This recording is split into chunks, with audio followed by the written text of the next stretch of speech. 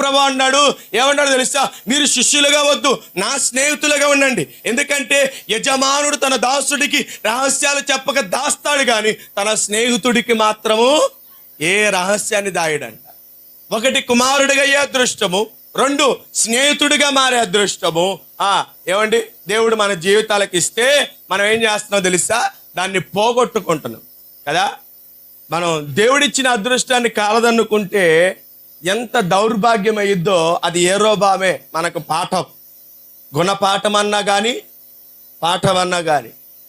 దేవుడిచ్చిన అదృష్టాన్ని మనం కాలదన్నుకుంటే, దేవుడిచ్చిన రక్షణను మనం నిర్లక్ష్యం చేస్తే, దేవుడిచ్చిన కృపను మనం కాలదన్నుకుంటే, దేవుడిచ్చిన యొక్క ఆశీర్వాదాల తోట పంట, ఏమంటే ఆశీర్వాదాల యొక్క వనము, దీన్ని మనం కాలదన్నుకుంటే మన జీవితాలు ఎంత దౌర్భాగ్యం అవుతాయో, ఎంత మనకి ఈ యొక్క ఏమంటే జీవితాలు